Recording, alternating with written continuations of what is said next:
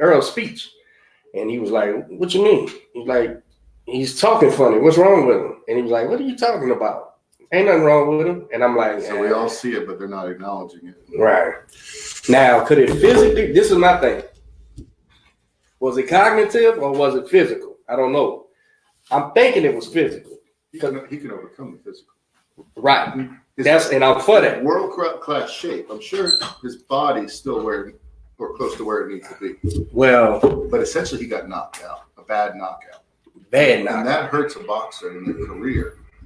Just this. Can he overcome that? Can you come back from that and be back? And do they got sense enough to chill out and don't force getting punched on and shit, man? Can you imagine the concussion that kid had? Way past getting punched in the head. Sure. So, but he's to the point in camp now in his career where he's only sparring now. So in progression to a big match. Right. So and that isn't so much a concern. But getting his timing back and his ability to make decisions is what I'm concerned about. He shouldn't be gun shy, right? Like a knockout would have done. That's the new thing? Yeah, look how clear it is. That's live. So looking good. Man, we don't never look that good. Right. All right. Hey, try that. Pull that thing in closer, man. Put it on the TV. No, it's too complicated for all that. I got to switch things around. I got 2 TVs set up. I'm talking about. Oh, I just want to see it. Let me see your phone. I'm going to set it back out.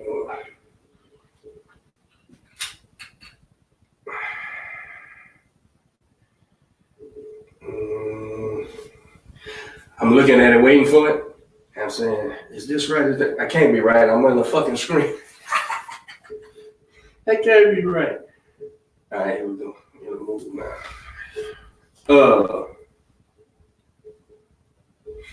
I just want to try to get a better shot at the guest when I make the episode. Well, later, yours is going to be hooked up to this too. So whenever the guest is talking, I'm just going to click over. So, yeah, man, I'm worried about long side, huh? Yeah. I'm worried about long cold here. Nah, man. I would have the air conditioner on right now. Absolutely. But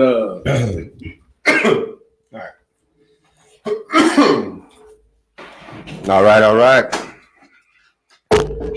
Man, what's happening, baby? What's the dang deal? Saturday morning. I didn't want to get out of bed this morning. Shit. Good morning, Facebook, Instagram. It's your boy Manny.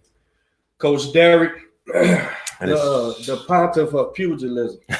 Yeah, I like that. My man, Michael Campbell, fresh off What up? Fresh Good off morning, Leopard trials. I had a brain fart just now. Back in H-Town, home for holidays. How was your Christmas, brother? Real good. Good to be with family, good to be home. Good to be back in Houston. I'm sure the girls was happy to see you, man. Away from snow. Warm weather. But you used to that, man. Where you from, huh? Or you never get used to it? Yeah, I've been in Houston 20 years. So. That's people. I'm from Chicago. It gets cold. I get cold, and people are like, "Man, you from Chicago? I've been here 20-something years already." I tell you what. When it gets down to 50 here, we're freezing. Yeah. Oh yeah. But you hit about 35 in Colorado Springs, you're like, "Oh, this ain't bad." As long as no wind, you're like, "Oh, this ain't too bad," because it's so dry.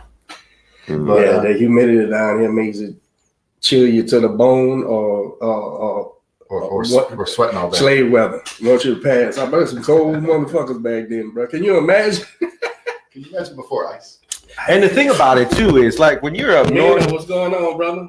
When you're up north, it eases you into it, right? You go through the process. It's 70 1 week. Y'all got seasons. Y'all got seasons. Yeah, right. we got seasons. No, we got seasons here. It's all in one day, though. You wake up, it's 10 degrees. By lunch, it's 60. Please tell me when the season starts in the South, because I ain't never seen a fucking season in my life. It starts January 12th, and it ends January 14th. The tree's already grown. We get 4 weeks. We get 4 weeks of cold mornings. That's what we get, man. Get out of here, man. But what do you wear your winter coat like 3 times a year? If that, yeah. I don't even have one. I got a long sleeve t-shirt and a sweatshirt. Shorts all year. That's right, man. I hate it, My wife's from the cold weather too, man, and she's still freezing when it gets 50 outside down here. That's that humidity. No, it's good to be home. It was good to be in Louisiana. We're gonna talk. Men of boxing said, what's on the agenda? Let's talk boxing. Who's ready for Gamboa and Tank? Who said that? Men of boxing. I forgot his Howard? Howard, yeah. Or is that Joe Rodriguez? No, I think it's Howard. We gonna talk these Olympic qualifiers. We'll get into some Gamboa and Tank. I hope old Gamboa pitches a bitch for two. You know, he's got about half a round to do something, and then after that, it's probably trouble. Man. That boy's 40 years old, man. Oh, how old is he? Well, he was old when he started. Yeah. He was old when he defected. That Cuban, and he hasn't been the same his last 2-3 fights out now. But before that, one of the greatest technicians of all time, and highly touted by everybody. Sure, Cuban school, but wrong matchup for him. Wrong matchup. Literally, Tank coming right to him. Wrong matchup. Plus, it's okay if you get beat by Bud, right? It's Bud, and he put up a fight and everything. But that journeyman he lost to, who was that guy, man? He got about 15 losses, and he looked bad. So I'm like, all right, it done caught him. And with a power puncher like Tank, you know, for a step-up fight, this is who you gonna step up. Man, that dude's being coddled. No, am I wrong or what? Tank? Yeah, Tank. Absolutely. He's a world champion, right? Right. Failed to make weight yesterday. Had to step back on the scale. Bit concerning. It's like the third time, right? Yeah, and he lost the title like that. And acted irrational. Right. And the shove. What was that about? I think. Well, he was just frustrated. Had a guy on social media tell me he thought it was staged, and I don't know. I think it's emotional. I think the boys are emotional, man. I think he's staring at, and Gamboa's a real fighter, so he's looking at you. Right, and he wasn't backing down. Assuming he made a good effort to make weight, then that's messing with his head. So he was in a different state when that happened. Right. But, you know, it's time to move up. These guys got to be realistic about what they can achieve, how far. He didn't even come close. Right. On the weight. Right. So how much was he off? And he's with like he came back 38. He came back an hour, right? I think it was an hour later. Made it, but here's the thing. That dude has lost a world championship on the scale before. I don't want to say it now. Well, as a trainer, let me say this. Excuse me, man. I don't mean to be on the mic, but as a trainer, I'm gonna tell you something, man. Two things is all it could be. One, it's him. He works to some point and be like, that's all I'm giving you. It's almost like a spoiled child. Or two, the camp don't know what they're doing as far as making weight. That's your only two options, man. So, or the camp does, and he just don't listen. Because a lot of these fighters are hard-headed nowadays, man. Absolutely, what I'm looking at is a series of things. I'm looking at not making weight, pushing the fella around, expecting Gamboa to be afraid. Are you serious? This is a Cuban who swam through sharks to get here. You think he gives a shit about you, bro? So it's almost like entitlement, like a child, you know. And I don't know Tank. Tank may be the greatest guy in the world. Who knows? But you know, this is your step up fight. There's fights out there for Tank. Plenty. A lot of guys. Yeah. There's fights out there for Tank Davis. So I don't know what to make out of that. I don't think it was staged. I think he got emotional because that's what these boys are. Passionate. Is he passionate or emotional? No, emotional. Tony Harrison was right. It's a big difference between emotional and passionate. Big, huge difference. And that right there was a example. Throwing a fit. Yeah. That's what that was. But who knows why? We wasn't there. We didn't talk to the corner. I don't know none of that stuff. So we'll see, man. If I had to pick, I'm probably gonna pick the power. I'm gonna pick Tank. Should wash him up. I mean, the boy's 40 years old and he's on the decline. So don't be knocking them 40-year-olds, man. Yeah, man. Well, the fight game ain't for them, man. See, Hopkins and George got a lot of people getting their ass whooped, man, thinking they can just come and do that, man. You can't. Those are special people. But Olympic qualifiers, 7 days. How many days was it? Yeah, we did it all week. Went Sunday to Sunday. Had a Hall of Fame thing. Had eight fighters each weight class. We had a couple of guys go out there. Didn't Q and Dom go out there? Yeah, they were spectators. They went to check it out. Yeah, they went to go check it out. Yeah, man. All in all, how the event went, brother? Yeah, it was the best we ever done. It was a great Olympic trials. We made it real special. We had a lot of pomp and circumstance. We had a fan zone when you walk in with vendors and video screen and coaches space to work out in. Trial scales were over in that area. Lake Charles was great. Hospitality there is fantastic. The Civic Center was perfect for our needs. Had everything we needed, plus free parking, plus it was close. We could drive there. The Golden Nugget, first class facility, is a great place for the finals.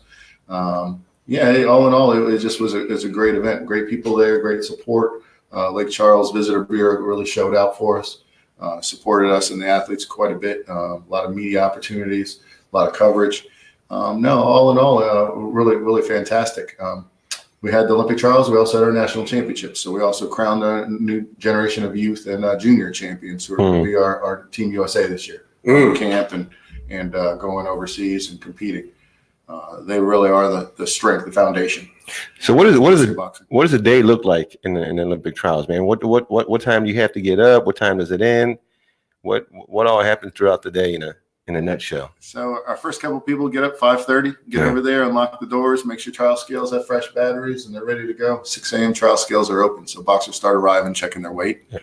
And then we keep them in that fan zone area. It's a good space for them to work out in. That's where we gather them for the weigh-in. Weigh-in starts at 7. It's usually done by about 8:30, depending on how many bouts are that day. And then everyone goes and eats breakfast and comes back at 11. Get ready for a noon start. We do noon. We do the younger ones, 15 and younger, or 14 and younger, and then the juniors, youth, and the elite will go in the evening. Oh, nice. That's 6. And it ends at usually go to about 10 o'clock. Oh, yeah, so it's a full fucking day. Yeah. You know, and you feel for those boxers who have to box the next day. Yeah. You know, if they come out of the ring at 9 p.m., they're right back at it. You got to check your weight at 6 a.m. the next day if you're boxing the next day. So you come right out of the ring, go right to the scale. You know, and coach is hydrating you, pouring water, dumping water all over you. You may have a workout that night. Just to get in range for the next morning, right? I spar on a Monday. I don't stop feeling it till like Saturday morning. So I don't know how these guys are doing it. Yeah, you know, go that 40-year-old factor again. What we put these guys through is unbelievable. Boxing every day of the week. We were talking earlier before we went on air, and I mentioned how my son's off-season team, 7-on-7 skill position in football, basically like a flag football deal. They have a state deal in Austin all the time, but we've played that since he was 10 years old. Maybe he's 16 now, and 2 days of ball games. I can watch them game to game, deplete. Sure. And then you were saying, and they're not fighting nobody. They're not fighting nothing, right? Except heat and playing a game. So when these boys is fighting, man, and having to maintain weight and stuff, power off. I don't know if there's a better way to do it. I mean, it's fighting. I don't know the answer, man. You know, with any national event, you've got to reconcile costs versus the schedule and the requirements versus what you can put the participants through. Right. And we have to do this in a week. Right. We can't spread it over 2 weeks like they do international, building the rest every day. Right. So yeah, they're coming back. I think that our national competition is rougher than international competition. International, they can go sleep that night and then worry about weight the next day when they have the day off. We got a question from Joe. He says, rather than a tournament style system in compiling the Olympic boxing team, we would be better served in getting medals by observing a fighter's ability and picking the one with the best chance of winning at the Olympics international competition like other sports do. Most Olympic sports teams pick the best player for the gig, even though they might not be the best on paper, but are the best for their job and getting gold. Boxing is like swimming or running, where the outcome is determined by time. There's more to it. What do you think in letting the tournaments be a tryout and let the coach pick his team from performances? What do you think about that, question. Coach, okay, we're going to decide the representative not in the ring is what that question is. You good with it? Say it one more time, man. I wasn't paying attention. So he said gather all the fighters. The question is, let the coaches pick. Yeah. What do you think in letting the tournaments be a tryout and let the coaches pick his team for performances? Well, you talk about inviting some politics into boxing, Right. man. In theory, that's like socialism. In theory, this shit sounds great. That's how Cuba does it. Yeah. That's why they swim through the sharks to get it. Look, in theory, I get it. And you know what? And that's got to be Joe. Mm-hmm. I can tell the Dutchman right now, for Collinsworth boxing team, you got to make it. It's a tryout, okay? But this is my world. I'm the dictator. I don't give a shit about your rights. Because if I don't see something that I feel I can help and train, right? Now, does that mean we won't train you at the gym? No. Of course, we'll train everybody who comes through the doors. But as far as representing me in that green, I have a tryout.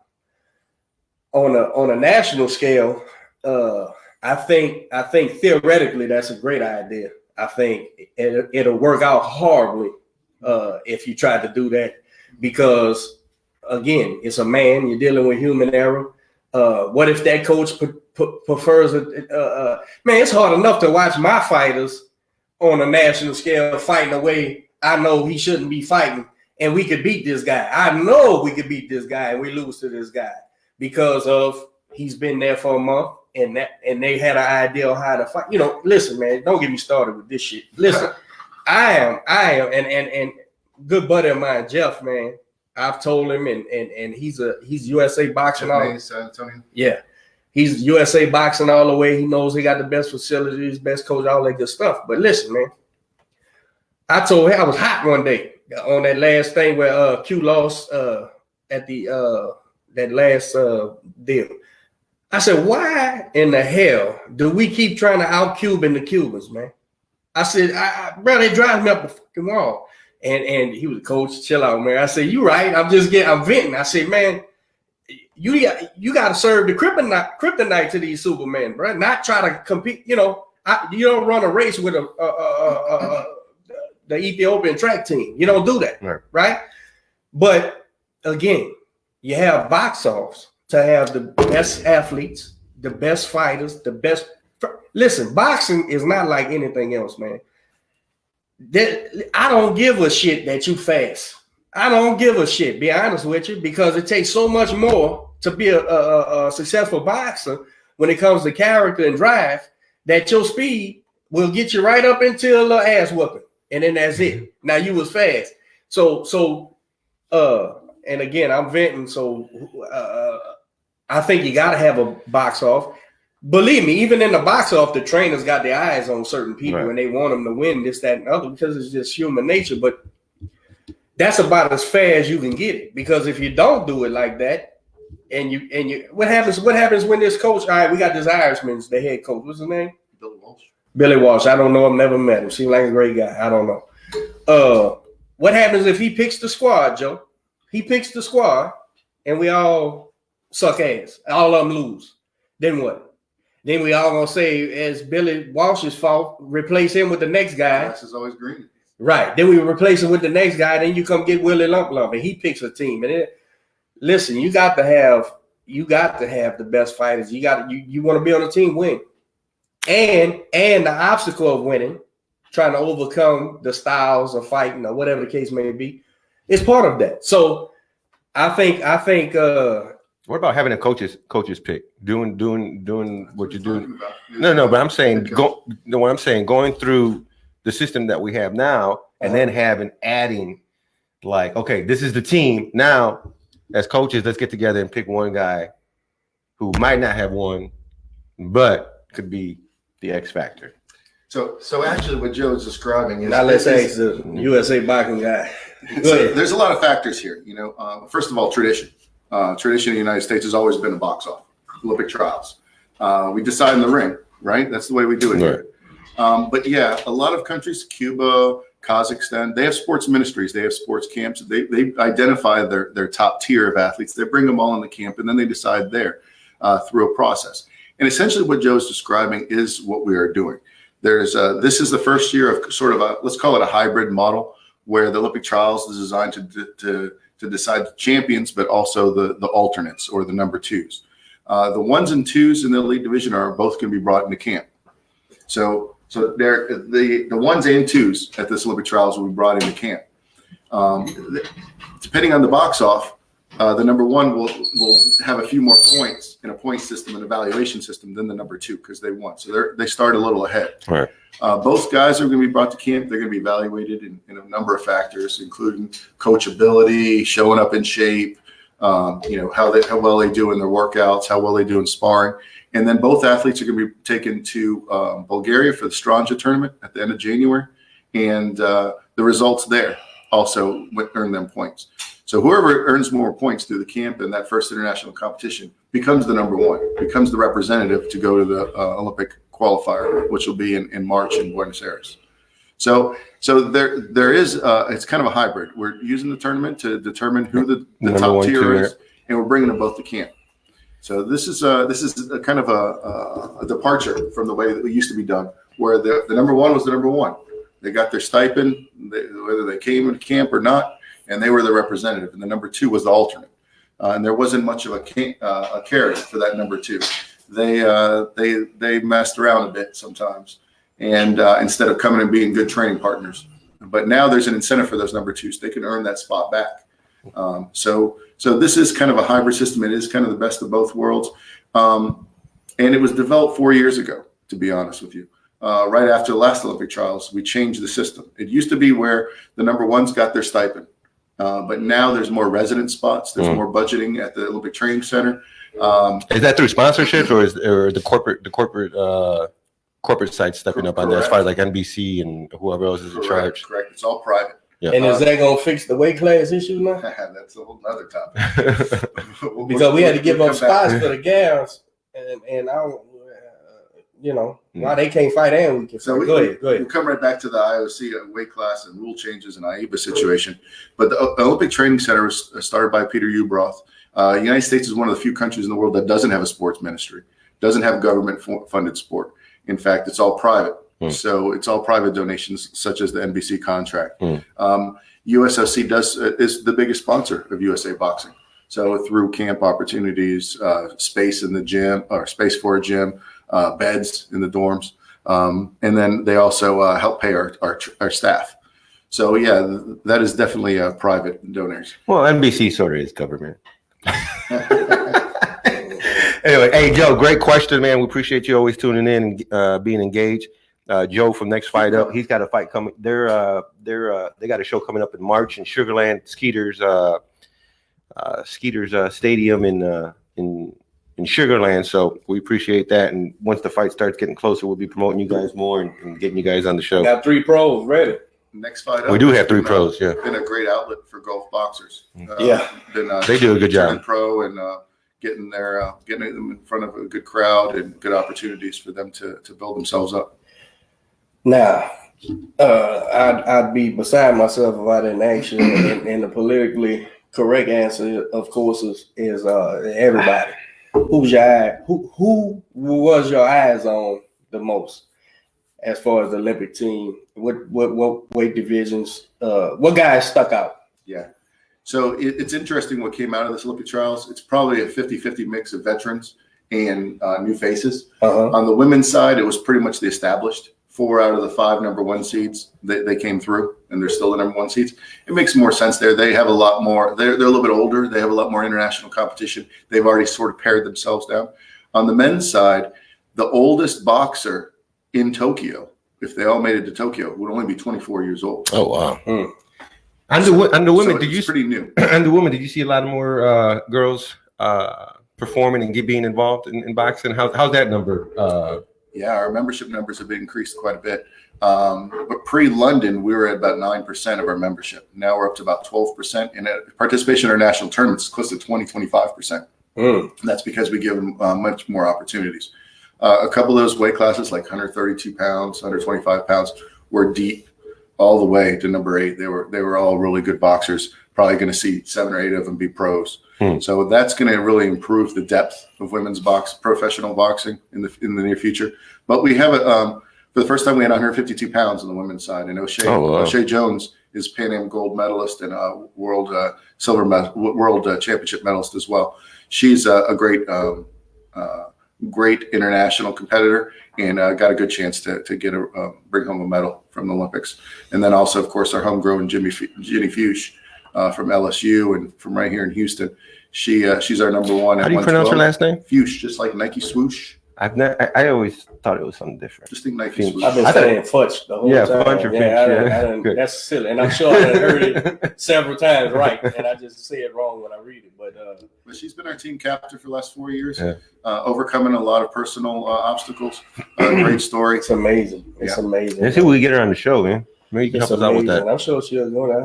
Her and Q's close. Yeah, she drove the Beaumont when he made his debut to watch him, support him and stuff. So. We'd reach out to her and try to get her on the show, man. That's her trainer is my Durbin. Yeah, need to get him on the show, man. They've been working out at that new gym down in Denver Harbor, HTX, I think. It's a new place. Carlos Moreno and them. I didn't even know about that. The DH, where is Denver Harbor? The East, right? Yeah, East of Edo. It's where the Golden Gloves used to be when I first got to Houston. Yeah. All daily. I remember that. And Victor Trevino. Yeah. About some hot water.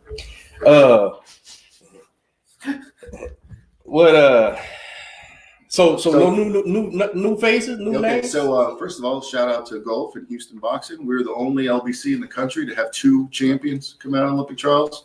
Darius Fulgham from right here, this area. He went to school, Prairie View, nursing degree, trains at O Athletic with Danielle Perkins, our world champion, from right here in Houston, heavyweight girl. Shout out to Danielle. Yeah, that's my girl. Huh? Yeah. You should have Danielle on as well. She's going to be making her pro debut early this year because she's in a non-Olympic weight class. But she's won everything in the world, defeated the number 1 from China. Oh, she's bad. She's bad, bro. Girls I'll get on. Danielle, hit me up. I'm a message you. Yeah. That's she always hollers at me at the shows. I mean, shout out to Danielle. I would already say that she's the number 1 heavyweight in the world. Pro, amateur, whatever. Now, maybe not ready for 10 rounds. Someone like Martha Salazar. Or what do you think? like that, what do you think about the speaking of rounds and time? What do you think about the women's going to 3 minutes? Absolutely. It should be the same. They train to 3 minutes, right?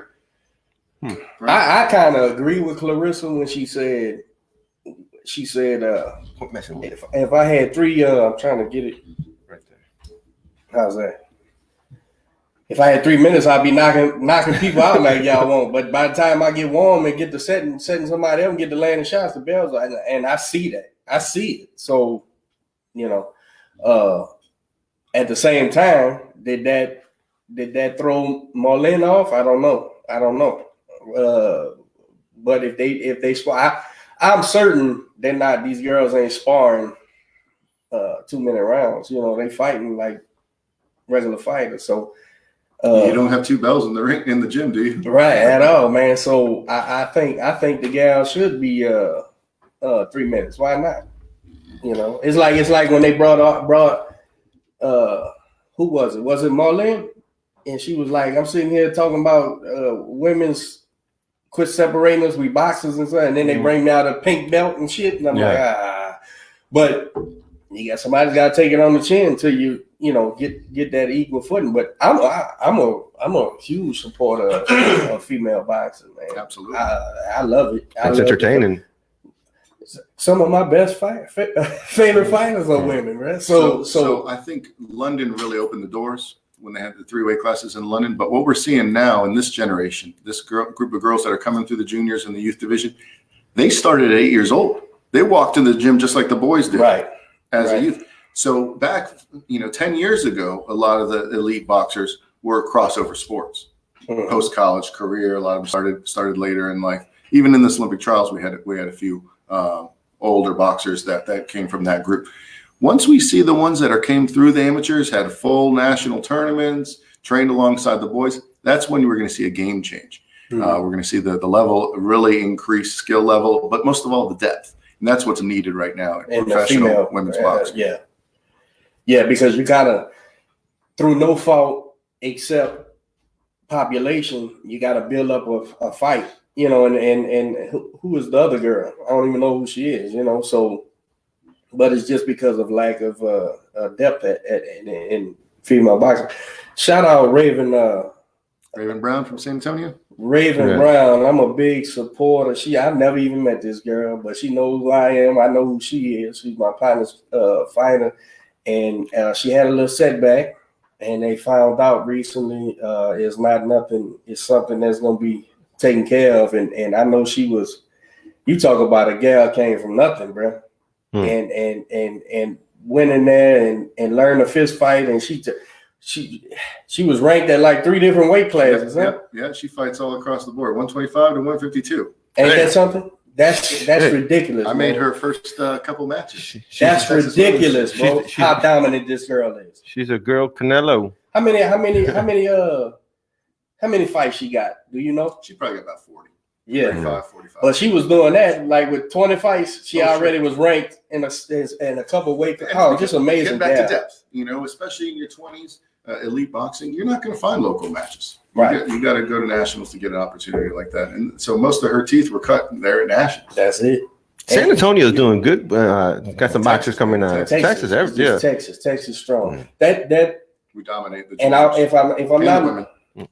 if I'm not mistaken, Raven was a basketball player in college. So was Perkins, yeah. And I said, and I've always said, so if you walk through the door and want to box, if you tell me soccer or basketball, good. Everything else, it doesn't translate as much to me. I mean, you can do it, but the agility needed in basketball and soccer, of course, conditioning, it transfers to boxing, but a lot of these football players think they can be boxers, and they find out quick. Oh Lord! Offensive linemen don't do too bad. They have good hands and good footwork, but you're right. It never works. They always get hurt because they think they can muscle somebody. At the end of the day, they got to be able to take a punch to the chin. Right? Exactly, man. But shout out Raven, man, because she got some good news. And on that note, it works both ways too, because boxing could be a second sport for a lot of those athletes as well, yes, and add to their skill set. Right. So good recruiting. Well, we have a lot of inquiries, and people walk in, and we signed up a couple people who are on their off season, whether it's in football, basketball, soccer, and say, hey, I need a sport that's going to help me stay conditioned and work on muscles and eye-hand coordination. And they'll be like, we've done research, and they say boxing's the best sport to do during off season, and it's true. You work on different, and we see it all the time. We have these athletes, and these are athletes that are dominant in their sports, and they come in and get on that fucking jump rope for 3 rounds, and they're ready to quit. Right. It's a different, different animal. Going back to the women's team, we're shouting out some of the athletes. One athlete, I think you guys all need to read her story, is Naomi Graham. She's in the Army, the WCAP, World Class Athlete Program in the Army. She's 30 years old, came from being homeless to finding a boxing gym to now she's on won the Olympic trials. Graham? Yeah, Naomi Graham. She's our 165. There's a recent article about her on Bleacher Report. Okay. You find that. But recently, Lisa Leslie reached out to her. The basketball player? Yeah. Came to Colorado Springs. Nice. And they did a photo shoot and a meet. Awesome. So, I mean, that's the thing about boxing, right? It's just full of great stories and what people have had to overcome in their personal lives to get to there, like you mentioned about Raven and Ginny as well. And that's really the key, the highlight between now and those Olympic trials, those Olympic qualifiers that are coming up that we need to focus on it and shout them out. You said that Texas dominated and in the junior. What other parts of the country is really doing what we're doing here? And what is the attitude towards that? Texas, as far as from the rest of the country and the rest of the field, because when you think about be good and they better like it. Yeah, when you think about Texas, and it's just it is what it is. You go to New York City, you go to Chicago, you go to LA, and they'll say, well, Houston or Texas, and it's they're always behind. Well, in this instance, we're dominating. So how did the rest of the crowd, or how does the rest of the country respond to Texas? They call us killers. Nice. They said that especially when we went to Lake Charles, because we were so close, they said we're going to be unleashing the killers. All the Texas boxers are going to be there. Nice. And we dominate. We dominate the JOs. Region 8, Texas has won the Junior Olympics as far back as I remember, and dominates in the point standings. So what we're fortunate for here in Houston is diversity. Right. So in a lot of areas, in your gym, you might only have a certain skill set or set of styles or abilities, And then even in bigger cities, it may be kind of one genre or one type of boxing or one way of thinking or teaching, but not in Houston. No. In Houston, within a 20-mile radius, you could spar every single style you're going to go up against, and every level too. Right. From the greatest, the Evander Holyfield's training here, to all the way down to the Pee-wees. And so you have that great spectrum, and then all the coaches just work together. We have a great network of gyms, sparring and training and competition. At the end of the day, steel sharpens steels. And that's why Texas keeps getting better. San Antonio regularly comes to Houston. Houston regularly, Dallas and Austin. They all work together. So that's what's making them really stand out. I think you hit the nail on the head with that. In Houston, you can go to several gyms and it's completely different. Completely different boxing theory, different backgrounds and all that. And that's really what makes us so strong. When our boxers get out of Houston to go to the state Golden Gloves or the national tournaments, they're prepared. Whereas some guys come out and they may get big-eyed, they may be seeing something for the first time. No, our guys are very prepared for nationals coming out of Texas. And you never know what style you're going to get when you come out of Texas, right? When you think about the rest of the country, you think like Detroit, you think about cities. Oh, okay, well, you got that crunch style boxing, or out west, well, you got Mexican fighters out of LA and they're going to fight Mexican style, or, New York, have the East Coast fighters that fight their style. But Texas, you don't know what the fuck you're going to get. Yeah. Well, you're going to get an ass whooping. You just don't know which style, which way you're going to get it. So boxing's strong all over the country. LA is our biggest area. Chicago, right. Miami's busy. Atlanta, New York City, all those areas have a lot of depth. Do we have the biggest LBC in Texas? Fourth or fifth. Southern Cal is by far the biggest. Okay. They got Los Angeles, and Metro up there on the islands got, they've got a lot of resources available there. So a lot of competition, and then Chicago's got a lot of private shows and a lot of feature shows. So good opportunities, kind of like a pro, semi-pro, almost stepping up. But we have large shows here, and especially opportunity for the younger ones. So that's why we really dominate the Junior Olympics. But our guys turn pro young too. California's the same thing. Seeing 16, 17-year-olds moving on.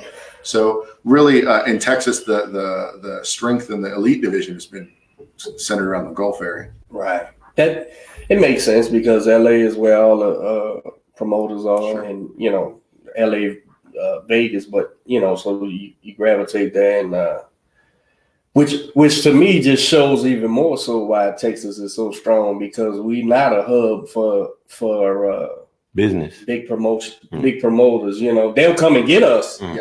Oh, they come and get us because look at all the Texas people in professional world champions and stuff.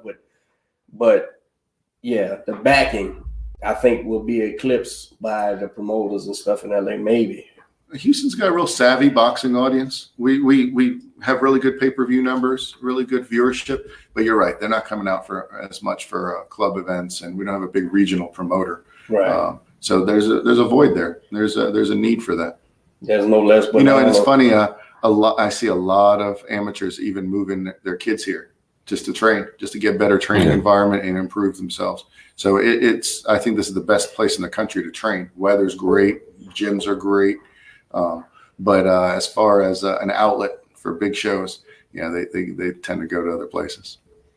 Amateur side, though, our competition's second to none in Texas. Big tournaments, the biggest regional tournament in the country is in Dallas. We have big tournaments here in Houston. So a lot of competition opportunities, and that feeds into why people travel here and why they travel so well across the state to compete. How you still ain't how's let's see how to perform this. Come on, man. You ain't never. I ain't know you want to be tongue tied. Yeah, because I don't want to be the bad guy when I ask questions, man. Hey, how did you see Jamel Tony working out, man? I told you. Did I tell you? Same fight as the first one, but then he was going to do a little bit more. Tony did as much as he could do. Yeah. I know you like his boxing, but he wasn't winning a pro fight. I picked Jamel, but I'm not taking credit for that. I thought Jamel would overcome the better boxer, and he did. But I didn't think it would be just, because Tony got so fucking to place, and he's just gonna stand there. Who'd you have winning before up to the knockout? Oh, I thought Jamel was winning the fight. No, wow. That's that. I I didn't even think he was that competitive. Man. I had Jamel. I just done that knockdown that second round. What was that the second first round fight was way like to me when somebody said Jamel, well, it was a lot. The first fight was a lot closer. I could see that easy, but that's my opinion. I don't think you were judging both boxers on the same criteria. I don't think Harrison had to do quite as much to win the round as you're expecting. To me, and that has to do with expectations. Yeah. To me, I just saw Harrison blocking most of the I shots, just wanted walking them down. To fight calm, man, and when he ran out there throwing a big bolo pot, and don't get me wrong, he hurt him, so that kind of makes you go, let me get this guy out of here. But to me, all that bullshit that he was doing, with putting his hands down and mocking him and all that shit, just let me know what was he doing. So I mean, judges don't watch that, right? But that knockout sure saw he felt that knockout because of that. I want to do it. At the end of the day, in the pros, knockdowns matter. Shit. Debilitating blows, hurt punches matter. Not only that, it stays in the judge's mind for the next round, maybe two.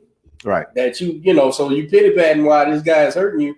Oh, it makes a big difference. I agree, but I tell you, man, and it's probably just my trainer side of me, man. Like I went back and looked. I remember him losing to Willie Nelson after dominating. I certainly remember the Hurd fight after dominating Hurd, and that was more of a conditioning thing to me. But man, I'm like, God damn, there is no 10-round division, bro. You got to win a 12-round fight, man, and you never know. You never know what's the thing there, man. You like, how do you look like a thoroughbred for 9 rounds and then shit the bed, bro? Every time, bro, you get so, because is it complacency or is he zapped? Is he completely done? And I tell you, man, his form and everything goes to shit right there at the end, man. Yeah. But you're not giving credit to the guy across the ring. He's the one that's creating that. Well, no. Breaking him down and accumulating. I told everybody, Jamel is by far the better athlete, by far, to me, in my word. Like when Tony was saying, I'm the better athlete. No. Jamel was going to keep plugging. He's a workhorse. Mm-hmm. And like I told everybody, he doesn't know how to lose yet. So you're never going to convince Jamel Charlo you're whooping him and he don't have a chance to win. And that's like with most world champions, up until they get beat, then they start letting things creep in, like maybe I'm losing and maybe I just ain't my night. But Jamel Charlo has none of that. Yeah, that never crept in that He's coming and he's fighting. And so his belief in himself. Oh, it's amazing. Unreal. Having watched him progress, him and his brother progress since the JOs here in Houston, they have impressed me with how tenacious they are, how they have that killer instinct when it needs to come out. But most of all, how precise they are. They're efficient. They don't waste anything. And then they've accumulated a great boxing acumen. They fight smart, fight very intelligent relative to some of their peers. So that has been very impressive that they have that great combination of speed, smart strategy, and power. So I think that they've really achieved a greatness in their time, and they're still going. I just felt like after that first fight that Jamel would change, he had the ability to make that shit not be like that and like box better. He had that, and so when he went in there with that knockout on his mind, he got it. It's never a good thing because you'll be chasing that knockout when the fight's over. But clearly, he went and got it. It's working for Wilder. Yeah, clearly. Wilder hadn't got it. Yeah, but Wilder can't box.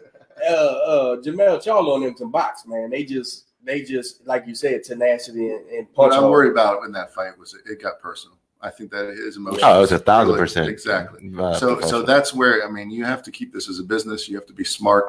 You can't lose sight of your goals and your strategy. Yeah. So, but he overcame.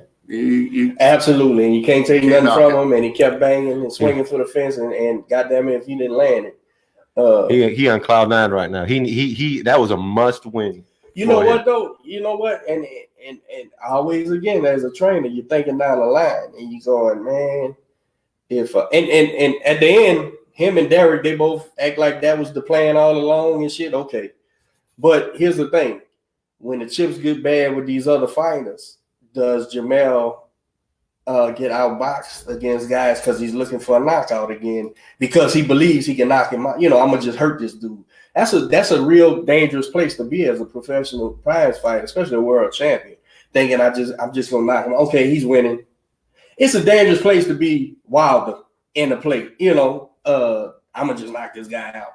But you're giving away rounds. And so I'm not saying Jamel's stuck in that world, but I thought this was he had to make adjustments for this fight. And I didn't see no adjustments. I seen him just trying to knock him out, and he got him. He got him out of there. So and what I'm giving credit to Tony for fighting stupid at the end right there. That you helped him out with that shit, bro. Standing there right in range with your hands down and shit, you dumbass. So that it ain't that I'm not taking away credit from nobody. I'm just Bud Crawford, right?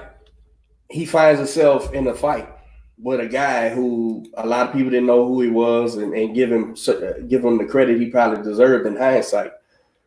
But when Bud got hit and said, "Oh, okay, I gotta tighten up and coming forward, get this guy on his heels because if I let him stand there, I'm gonna get hurt." A lot of people didn't see that. A lot of people didn't see what Crawford was doing, man. And I'm like, this guy is fucking amazing, bro. Look at this dude. This dude is amazing, man. And everybody, he's exposed. You don't know what the fuck you talking about. This dude had to make a conscious effort while getting hurt to say, if I stay here or back off this guy, I'm in trouble. Let me put the rabbit ears on, go forward and try to keep him back while shooting my advantage. So it was amazing. That's the adjustments to me. And again, it's still what you call that, Mike? Eye test or whatever. It's just my eyes looking at it going, I know what he's doing. Where other guys, are you gonna be able to pull that kind of adjustment? Because it was an adjustment to keep going forward rather than he went forward reckless, then he had to go forward tight.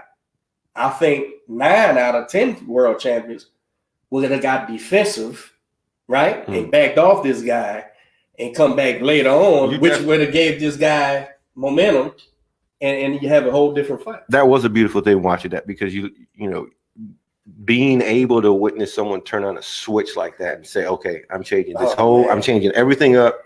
The whole that's complete. That's like watching Tom Brady call an audible on the Super Bowl and scoring. That's what he did in mid-fight when he got caught.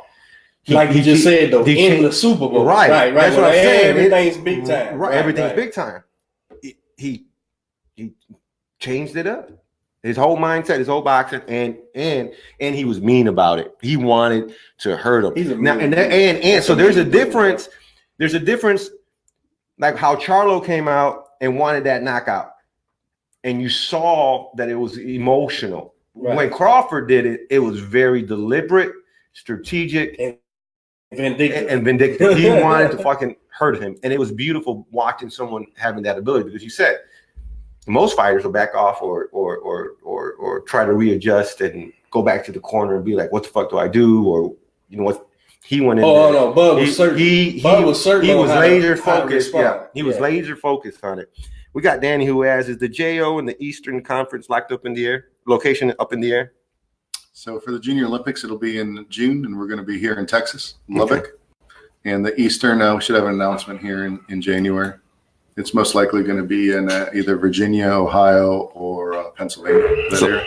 Danny, appreciate the question. The JO is going to be here in Texas, and the Eastern is going to be announced in June. In January. Sorry. Yeah, and we're working on nationals for next year too. Lake Charles is a great host. We're considering going back there next year. We've also got bids from Mobile, Kansas City, Albuquerque. So it's been really there's been a lot of demand for USA boxing tournaments.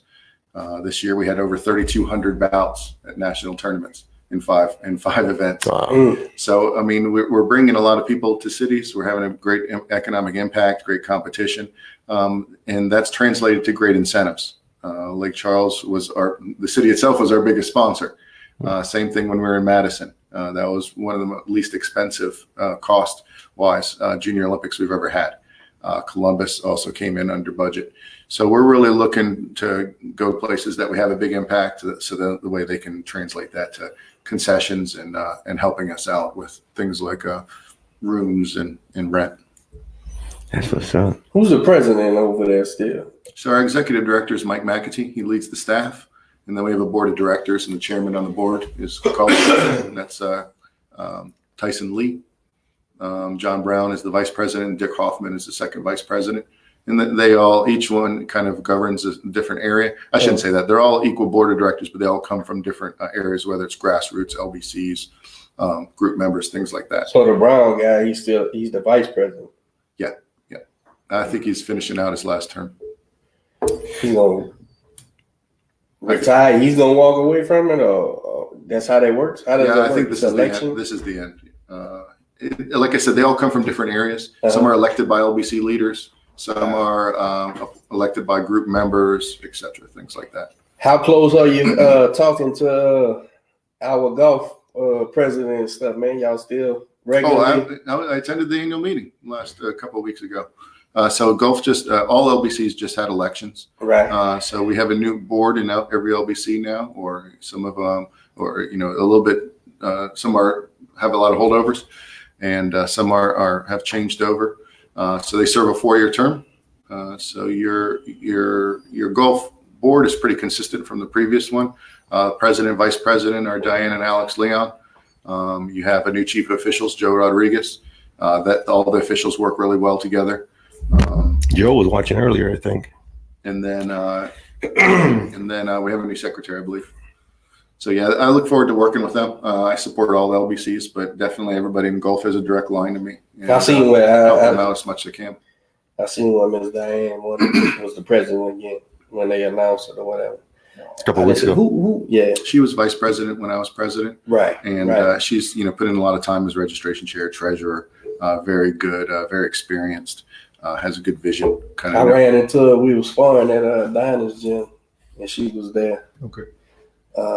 She told me why, I forgot, but seeing her and her husband there.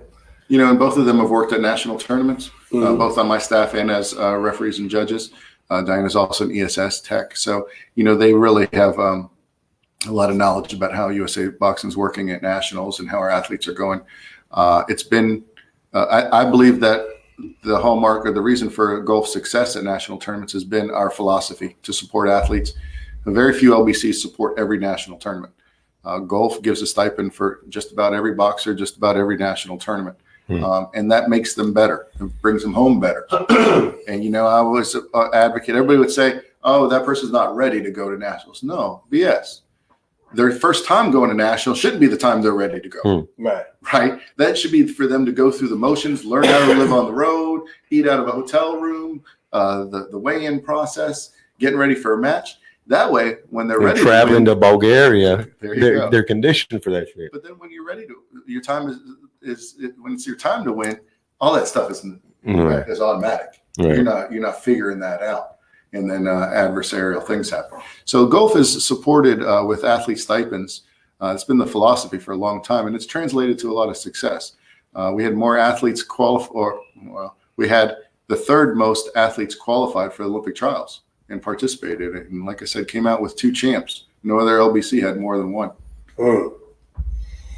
Facebook, we are live here with Mike Campbell from USA Boxing. For those of you that are watching, if you have any questions, now is the time to ask related to USA Boxing. I know Absolutely. People are always asking questions on the forums, and sometimes you never get the right answer or you get the wrong answer. So if you have any questions, now it's time to ask. The weight classes, bro. What we doing, man? All right, weight classes. So as we know, AIBA has been essentially decertified.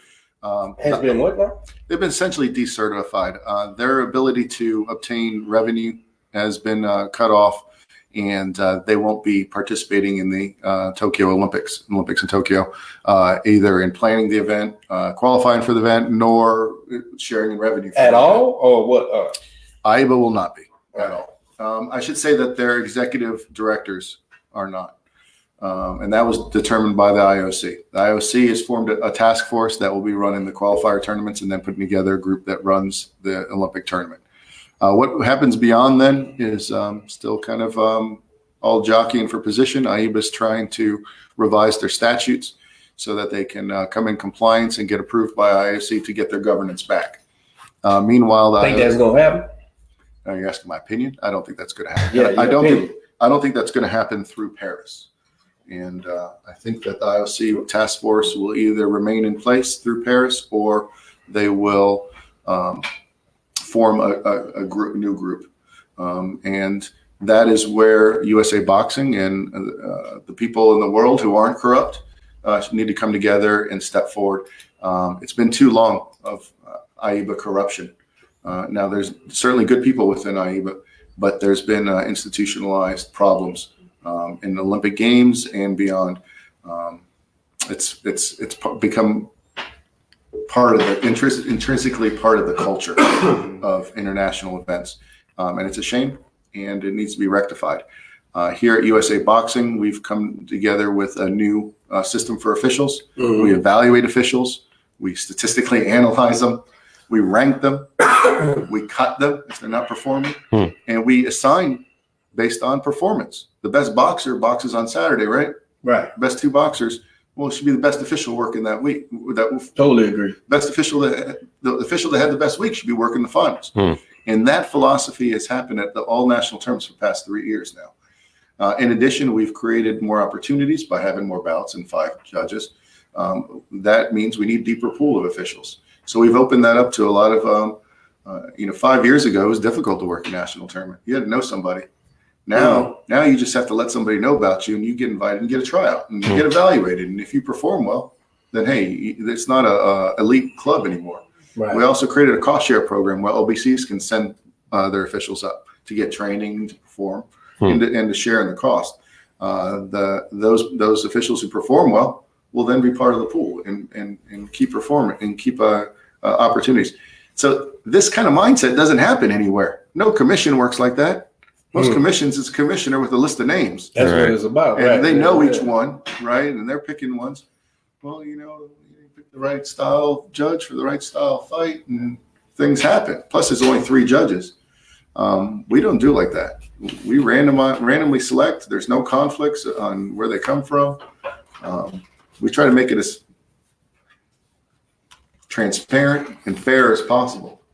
So that philosophy needs to go to international and AIBA. So that's kind of what's happening right now with IOC. Transparency scares the shit out of most people. They hired PricewaterhouseCoopers to pick the officials, do background screens on them, and determine who the best ones are. And they're going to work the qualifiers. And it's not ironic. It's not. USA Boxing had about 6 officials picked to work those qualifiers. They're not working the Americans, they're working the other ones. Right. But that's because we have the deepest pool, and we have lack of corruption. We have fairness. We have integrity. That's hard to get from some smaller countries where the average salary is a lot less than in other developed nations. So if you invite I don't want to pick on a country, but if you pick an official from Peru and they're making $200 a month and you offer them $500 worth of gifts when they get there, you bought their allegiance. Whereas a USA Boxing official gets there and get that out of my face. I'm not corruptible. It's about I can't integrity. Be paid. So slowly we make inroads to that. Guys like Ray Silvis, Angel Villarreal, Sean Reese, Bo Campbell have really held great influence and are trying to make inroads into the way things are done internationally as well. And that's where one step at a time. Let's fix it locally, nationally, continentals, and then fix the world globally.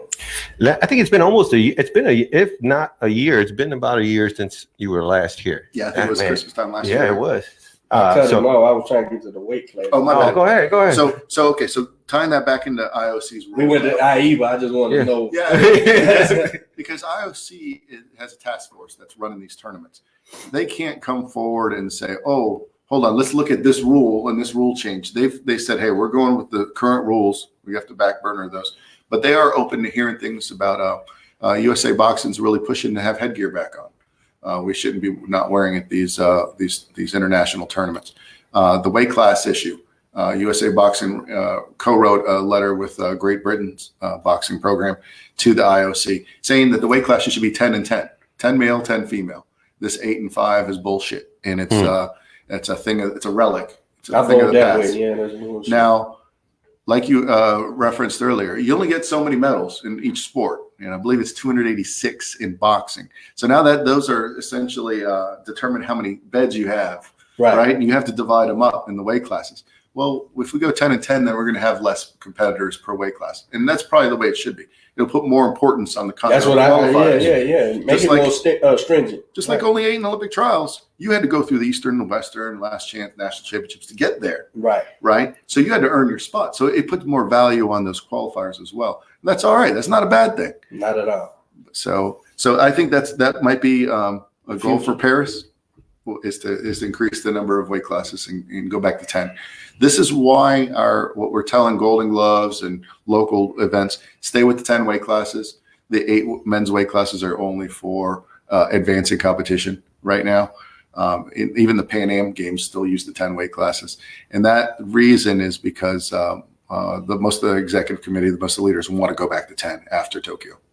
It's just temporary. So hopefully that's not a definitive answer, Dee, but hopefully we'll go back to 10. I agree. 13 pounds between weight classes, 14 That's pounds. ridiculous. It's fucking ridiculous, bro.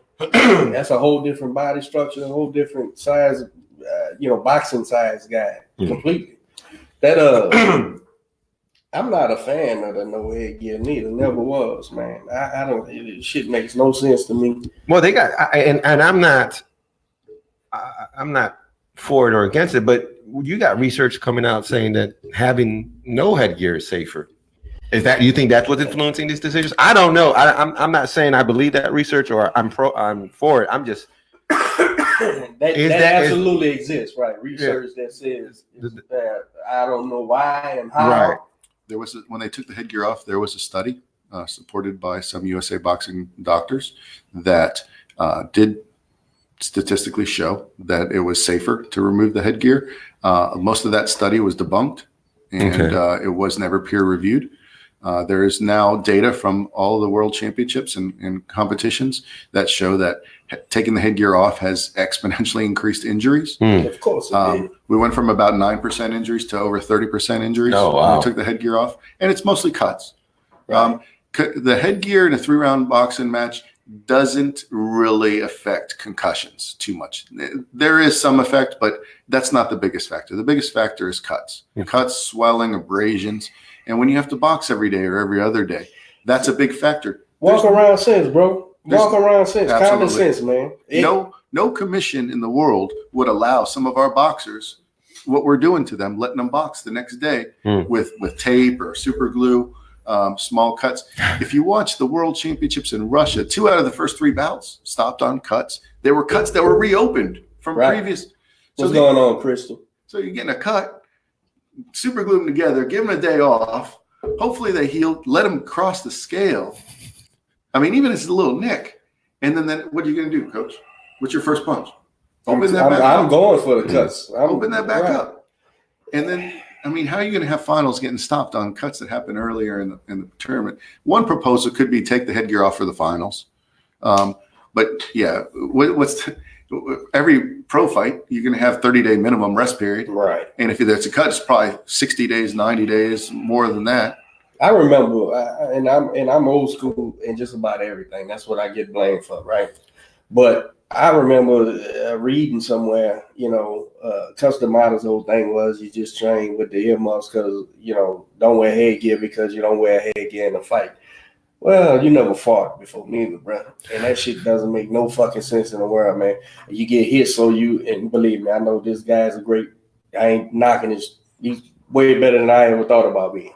But that's when you took the headgear off, common sense, man. Elbows, cuts, headbutt, all that shit, you get hit in the face, man.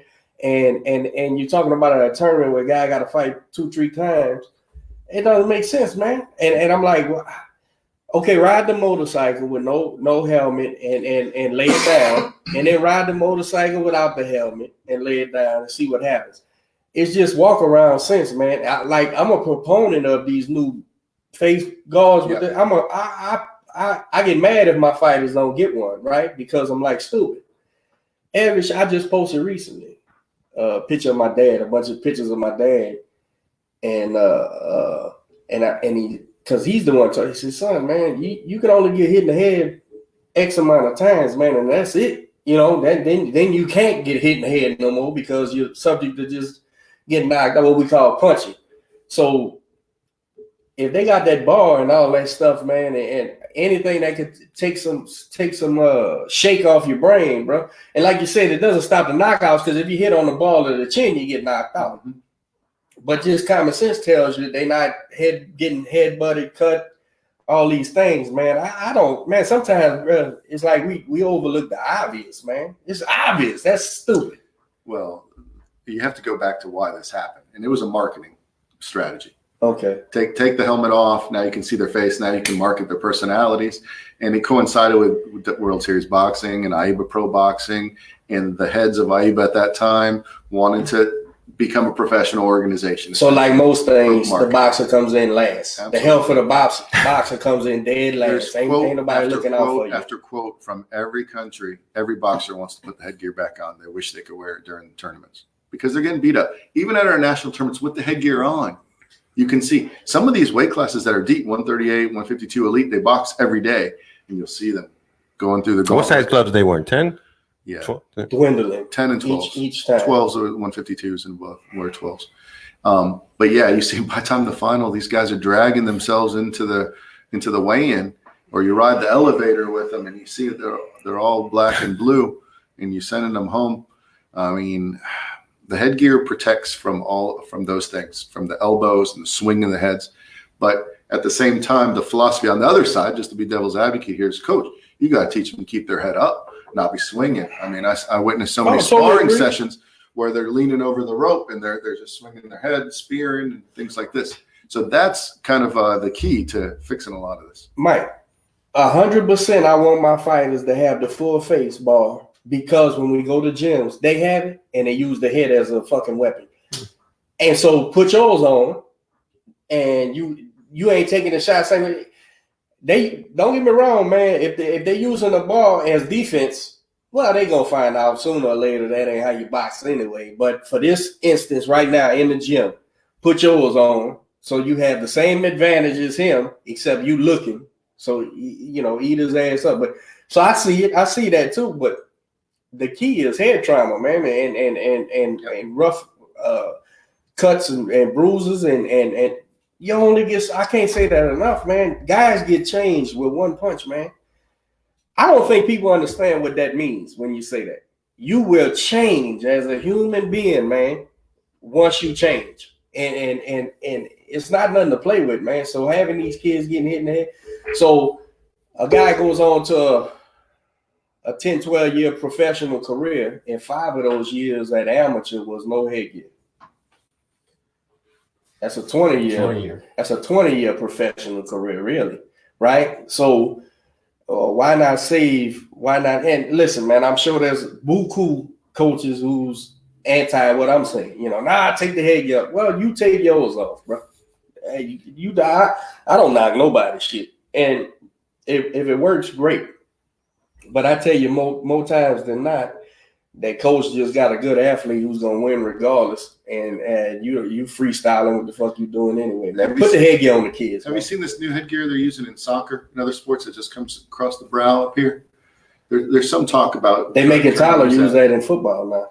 Okay. In the 707, they wear these little helmets with the cushion on it. Yeah, and I thought it was ridiculous at first, and then the coach Tyler like, "You really gonna wear that scissor shit?" That was my first, and then the coach said, "Coach, does your boxers wear headgear?" Point proof. Put the fucking scissor back on your head. Right. It made sense because it's a soft thing and latches here, but it's safer. We did have the headgear on during Olympic trials, and we wear the headgear in every single competition on USA soil. Even in the duels, when we hosted other countries, we wore headgear here. When we go to places like Canada, even their national tournament, they don't wear headgear. Right. So they're trying to switch as well. Explains a lot about those Canadians. I think we're going to see a change in the next. Good deal, cycle. Man. Good deal. What else is going on USA boxing, man? We got the Golden Gloves coming up here in Houston. Tournament. Yeah, I got a few fighters going to be in that thing, man. Got 2 tournaments, right? They run the novices separate from the March and February, right? Or early February, late February, something like that. Yeah. Ray still got it. Yeah. Yeah, it's a long. Houston's dominated in Texas.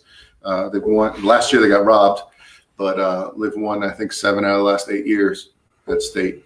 So what's been the word? What's been the word you getting up there about our local fighters? Who's buzzing a little bit? Y'all hear anything about that? You talking about in like Colorado Springs? Yeah, like who in the golf is next up or whatever. Well, let's talk about Darius. I mean, so what happened at? I did not know that guy, bro. I have no clue who that kid was. I refereed Darius at Prairie View. 4 or 5 years ago when he was still a novice, or right out of the novice, against Burley Brooks. If you heard of him, he's recently turned pro. Darius came here to Houston. He's lived all over Texas. Came here for school, so he's been focused more on his education, and so he was limited in some tournaments. Yeah. He did win a national Golden Glove title. Okay. And how big is he? He looks undersized, huh? He's really 178, but squeezing down to get there. So he's walking around at 195. How tall is he? He's a tall guy, 6 foot, 6'1". Okay, I didn't mean to touch you. So, but that at heavyweight, there's really some big openings nationally. So Jared Anderson was our number one. He's the one who beat Cam Awesome in the previous national championships, and then also had some success internationally. But he grew out of the division, so he turned pro. So he's moved on. Our number one at 201 was also out of the WCAP Army program, and Darius drew him the first day. So Darius is the number 8 seed and won the tournament. He beat the number 1 seed the first day. Wow! And then went through the bracket. A lot of people thought it was controversial. Him in the finals, thought he beat Tally, but hit the wrong button, bro. Go ahead. Had to go through the box off and won the whole tournament. I think there was some advantage being at home or being close to home, having good support and less travel definitely always helps. But most of all, he's been super dedicated since finishing his degree and has a good training facility there at O Athletic and trains with Danielle Perkins, Marcus Taylor, a lot of really good boxers out of that club. And he seems like a good kid. I saw that interview that he had on TV, and he said that he had 2 focuses, one being school and nursing and right, it was in the medical field, and the other being the boxing, and that he felt like he couldn't. He said in both fields you have to give 100% attention or someone gets hurt, and now he's at a place where okay, now I can focus on boxing, and that caught my attention. I'm like, to understand that is, how old is he? He's young. Yeah, he got to be. He's 22, 23. Like I said, the oldest one would be 24. To have that kind of maturity and respect, huh? Who's his trainer? His brother worked his corner. He works with James Cooper over there at O Athletic. Cool. Okay. And he's worked with quite a few different people. He's about the size as what's the white boy on the national team? He's still up there, huh? Who got stopped? Richard Torres? Yeah. No, he's quite a bit smaller. Torres probably walks around 225. He's not a tall guy. No, Richard Torres is not tall. No, but he's strong and compact. Likes to get inside. Didn't he turn pro?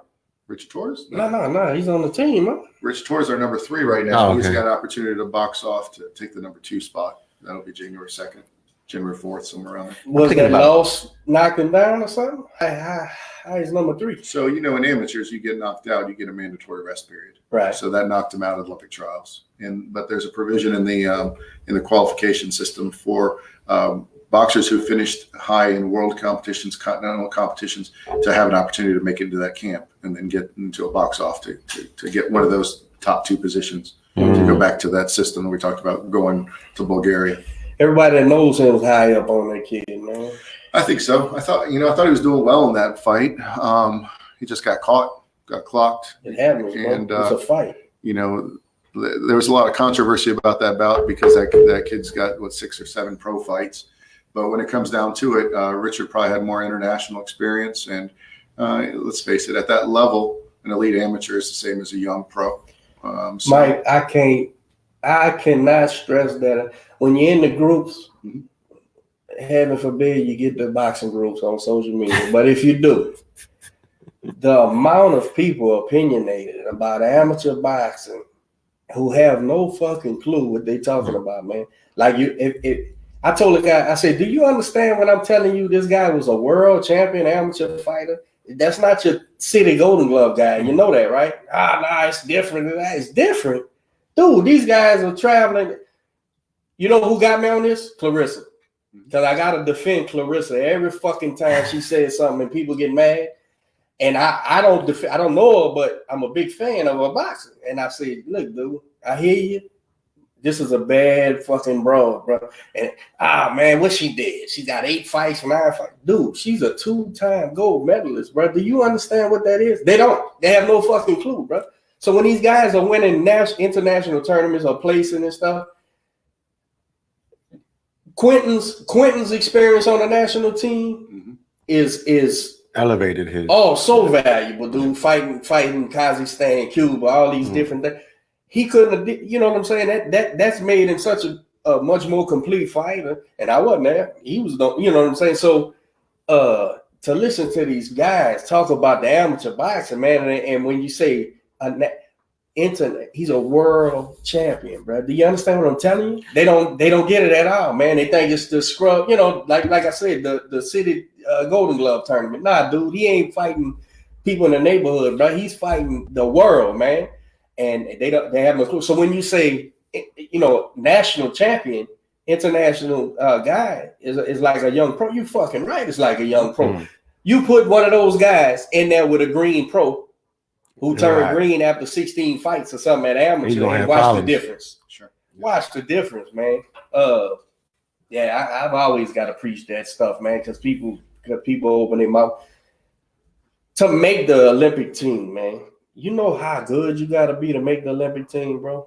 That's depending on the weight class, you went through a lot of people, a lot of matches, a lot of depth in this country to get there, and diversity of talent. Right. If you come out of Kazakhstan, you probably pretty much fought the same guy the whole tournament long. Different. Y'all fought the same guy at the shit. dog pit in town somewhere. Yeah, you had to beat your version of Jim, Joe, and Bob.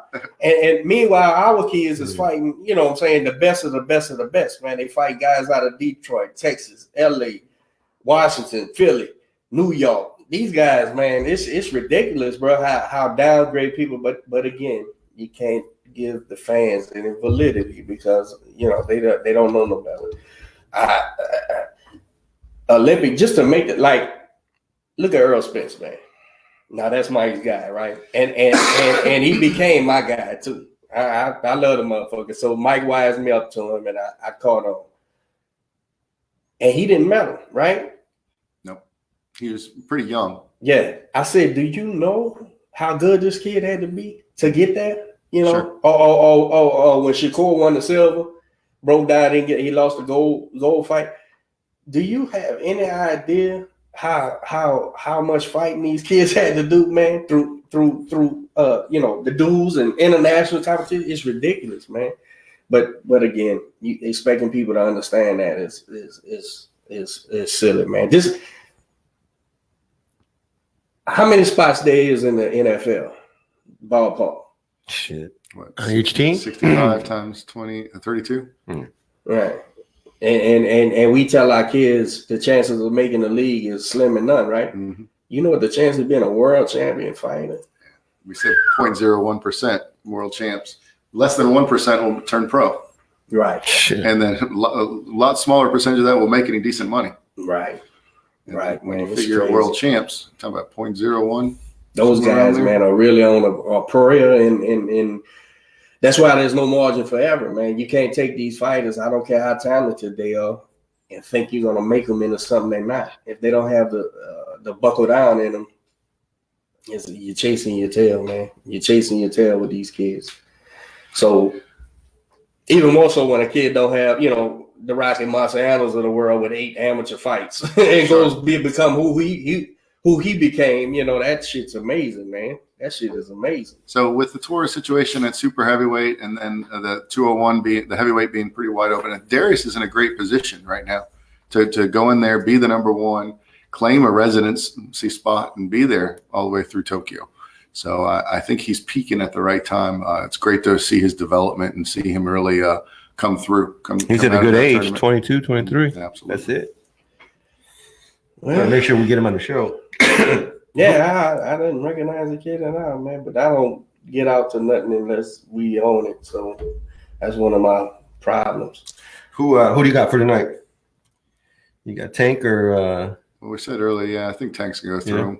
break him down. I think Gamboa's got long in tooth. And What are the fights we got coming up? Price, man, that's the guy Is that tonight? That's an opening for Gamboa now. that's been your sparring partner, right? Yeah, man, that dude's. Hey, look, man. I tell anybody who listen, I went to his media workout just because I'm a fan, man, and you know, so many fighters have different characteristics that make them good, man. And he's one of them guys that's just a dog, bro, just tenacious.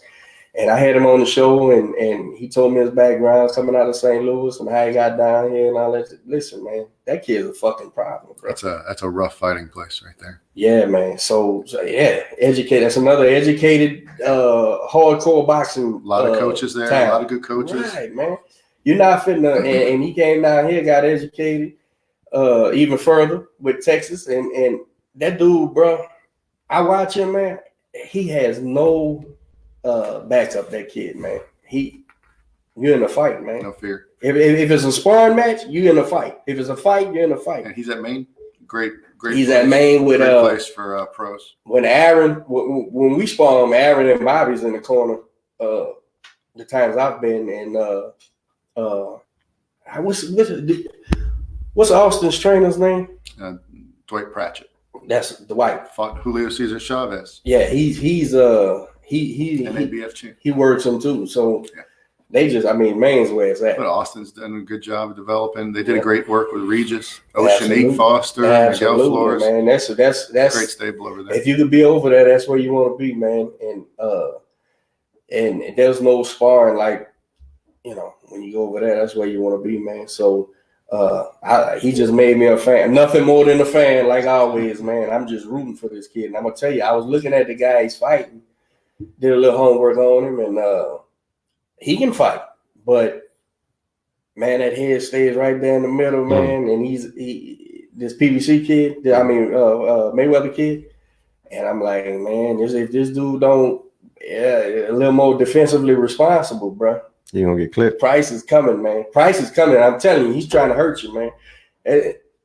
I don't know enough about the other guy. To tell you the truth, I don't know enough about Price, but I'm just a fan, bro. So I can't wait for that one tonight. Somebody else is on the undercard too. Those are the three fights. Him, Tank, and is it a heavyweight thing on there? I don't know, man. But I'm gonna be watching. I'm gonna be tuned in, bro. We're gonna take one last question. Danny wants to know why Bud rejected the Porter fight, saying it wasn't a good fight for him. Then Bud turns around and agrees to fight with Calzona or whatever his name is. Calzuna. Hey, they got a fight already for Bud? They announced something? Danny, they announced that fight already or what? Yeah, they just. Oh, Garcia was calling him out. And then you got Garcia, who went over to the zone as well. Man, I listen, man. I don't know about the PBC. I don't know how they shuck and jive and shuffle their fighters around, but it works. However they doing it, it works. But if you think Bud Crawford's afraid of anybody, man, that's just the boxing business, man. But I think they all salivating trying to get the old man in the ring to get some of that. Who, Canelo? Pac-Man. Trying to get Pac-Man in that ring and make the big 80,000 gate in Dallas or something. But I don't think, man, I wish Pac-Man and them would say something, because it's like all the fights I think that was winnable for Pac-Man, or the most winnable. Any fight's winnable for the kid, but the most winnable ones, they matched up. So I'm like, they came to the table and the shit didn't happen. So they went and did some other things. And then, are you crazy? Do you think it's nuts that Pac-Man would try to fight the baddest one? No, he probably would. All right, let's make it. But I just don't get it. Matchups at this point for him. Yeah, man. I don't, looking at it from the trainer perspective, who's the smarter fight to take, the most winnable fight to take, and then you got the most marquee fight to take. Truth is, man, Bud ain't the marquee guy, man. He's a top ranked guy, but like, there's fights they could build up at PBC that makes them. Yeah, but you said it earlier. Nobody knew the guy he fought, and really, your legacy is about your matchups. Absolutely, so your great bouts. So he's looked spectacular, but at the end, who's going to remember who he fought? Nobody. So he's going to have to. He's stuck over there. Yeah, and that Danny's got a point there. He does have a name. Porter's got some name recognition as well. But how come he didn't fight Mikey Garcia or Lomachenko? I don't know. Those are the fights that I would want to see. Yeah. I don't want to see him in there with Spence. I think Spence, there's two different weight classes. Now, they're both great, but, could he handle Mikey Garcia? Could Bud handle Mikey Garcia like Spence did? I mean, that was just a mismatch in size. And really, Errol's come down. Was it? Errol's come down, whereas Bud's gone up. I still think that there's a size difference. Now, is a fight that's going to happen? I think we're going to see. What we talking about, Earl and Bud? Mm. Yeah, that's gonna happen. It's gonna happen. I just hope, man. I wish this break didn't happen, man, because I don't want to see like he's pushing to come back in the summer and shit, man. I don't know. I take the whole year off. Yeah, I don't know, man. And then when you do come back, there's enough ranked guys you can go get that's safe to see how you. I don't know, man. Yeah, but he's not at the point in his career where he's fighting 3 or 4 times a year anyway. Right. So he can take his time. Part of this is staying relevant, right? Showing that you're viable and you're in the gym. So a lot of it is strategy and showmanship. But I don't think it happens real soon. Nah. 2021 probably. We got Tristan. I still think Spence is the best. Tristan said, Bud ain't fought no damn body. Porter is the hardest fight to come. Better duck him a while longer. There's your boy Tristan. Bud ain't fought nobody. Bud ain't fought no damn body. Porter's his hardest fight to come. Better duck him a while longer. Who Bud? Yeah. He shines on Porter. Listen, who the fuck wants to line up and fight Showtime Porter? I wouldn't. I mean, it's hard to look good against this rough, tough guy, but your arms and elbows. Yeah, man, he beat you up like it's 1948 when you're in there fighting, but he's no competition for Bud Crawford, man. I'm trying to figure out what the hell is Pac-Man doing, though, bro. If he ain't announced his retirement, clearly the Danny thing wasn't gonna happen. He went for somebody else. I thought the Mike thing was a lock-in, and the word I was getting out of LA, and then he then Mikey makes a fight with Vaughn, so that means that was off the table. Surely Pac-Man ain't trying to fight Sean Porter, bro. Surely, why would you want to do that, man? That doesn't make no sense. So and why not? He beat Thurman. Could they be a long game he's playing? Like maybe wait for Errol to get back right? No, he got no business with Errol. Yeah, right. Errol falls off. So what are you doing? And he ain't. I think I agree with Top Rank. He left Top Rank because they fight each other, and who's coming? That guy.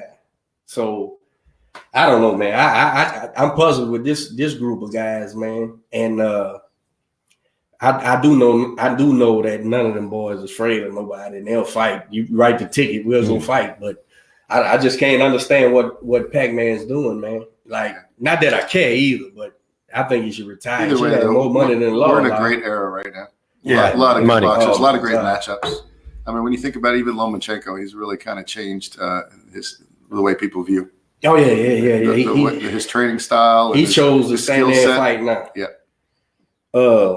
Didn't take the normal path either. No. Then you got the Lopez kid coming up with him, and I wish these fights would be made. I talk bad about the junior divisions and how we went from 8 to 16 and all that. But you know what? Then I look back and I say, if they didn't start doing that shit, then the Fab Four would have never fought. That's how we got those fights. People forget, man. Those fights was junior middleweight fights and junior welterweight. Ray Leonard and Duran and Tommy Hearns. In order to make those fights, those guys had to make concessions for weights and all that stuff. So you need that, man. And today, with all these guys, man, get busy fighting. I will say this: the PBC, they fight each other, and then Top Rank would fight each other. But I mean, who you got? They got stars in different divisions, not close to each other. I don't know, man. I don't know what they're doing. I can't figure it out, man. I'm gonna sit back and watch whatever they match up, man, and see what happens. Yeah, and it's also a good time. There's more boxing on TV right now than ever. It sure is. More outlets for it. It's so much boxing, I forget. They got boxing on Thursdays. Yeah, they got I forget. boxing. Like, damn, there might be a fight on tonight. Don't forget to go back to NBC Sports and check out the Olympic trials. It's archived on there. So I'm gonna check it out, man. Well, shit, Mike. That's a great show. Mike, man, we really appreciate you coming on. Hopefully it's not another year. When you heading back to Colorado? Next week. We got that box off and then camp starting, and then he gets to get ready for the Western and for 2020, making changes and improvements. So, it's been the kind of the close of a 3-year cycle for me. I started in 2017. So now I feel like it's kind of opening, starting a new book, next quad cycle. So bringing in new juniors, new youth, new generation coming up. So just trying to make these tournaments bigger and better, and better for the coaches, better for the boxers. So keep, everybody please feedback to me and let us know what areas we can fix and add to. Pascal, and Badu Jack. That's the main event on that show tonight. Last year when you came in, you put a call out for people to be more supportive in the USA Boxing, the local clubs. I mean, the local community. Have you seen any growth within the community and what they're doing, what they're trying to get involved with USA Boxing? So locally here in the Gulf, it's been an interesting time this last couple of years. It's kind of grown in different factions and kind of support of different local regional tournaments. I do see all the coaches kind of working together and supporting each other's shows. That's what's needed. Continue to make great competition, great sparring, and probably need to own in on 1 or 2 really large regional tournaments that will attract people from out of town to come here. Kind of like we used to have with the Houston Open Ring Nationals. So I think that's kind of what's needed. But yeah, always looking for people to be in the gyms, supporting the coaches, and then always looking for more officials. Clerks. Now Joe's going to inject some more new blood into the officiating program, hopefully recruiting and developing, sending their officials up to nationals and regional competitions to kind of defend our boxers while we're there and then improve themselves as well. So that's a continuous cycle, and that's really on us, the participants, to always be recruiting and looking for people. I know when you're sitting on the couch, I was like, oh, well, if you ain't going to coach, you're going to start judging soon. So we knew a lot of ex-coaches and a lot of ex-boxers, especially, we could recruit as officials, because those are the best eyes to put on boxers and decide our decisions. So we need to be all kind of aware of that and looking and recruiting and talking people into, getting involved. Especially when we're watching the Bud Crawford fight. Oh, you're such a good judge. Come on, let's do it for real. They need some help. Yeah, exactly. So and it's not a huge time commitment. Maybe once every 2 weeks, every once a month, but it's incredibly rewarding to be a part of that and to see the progress. I'm to the point now where I've gotten to see the Charlos go through the full cycle and guys like that develop and get 20 pro fights and fighting on main events. So it's quite rewarding to see them progress through the JOs and all the way through their careers. Man, well, any last words? Final thoughts? No. I'm good. Well, that's a wrap, man. Mike, we appreciate you coming on the show. It's another great episode of Soapboxing Podcast. Make sure you follow on social media. We got a YouTube channel too, don't we? Yep. All right. And you're also our first guest on this new app. It didn't turn off. It didn't shut down. It didn't go blurry. We got little banners on there. So now we're able to call too, like get people, send them a link and they'll pop up on there, man. Yeah, we in high class. So, thank you guys for what you're doing. You guys have shown some commitment and longevity now. I'm pretty impressed. You guys have stuck with it. So a lot of come and go. You guys have shown that you guys have fortitude, and thank you for what you're doing for the local boxing scene and national as well. But it's needed here. We need to give an outlet to our local boxers. God knows the sports media is not doing it at all, man. And we send open invites. I still end up having to ask people, but I don't care, man. If you're an amateur boxer, pro boxer, whatever, man, we'll do a show, man. Put your story out there, man. That's what we do it for, because it ain't, like you said, major media outlets. Even where we all get our boxing news from a kid with a camera who just loves boxing, right? And stick it in their face and be like, so yeah, that's why we're doing this too. All right. Well, it's another great episode. It's your boy Manny. That's Coach Derek, and is the title still? What's your title now? Manager Operations. Manager Operations, Mike Campbell for USA Boxing out of Colorado Springs. Now, he's a globetrotter. That's what's up. All right, that's the wrap. There it is. All right, we'll catch up with y'all next week, man. Thank you, guys. Thanks a lot. Video share to the story. I'll take that thing.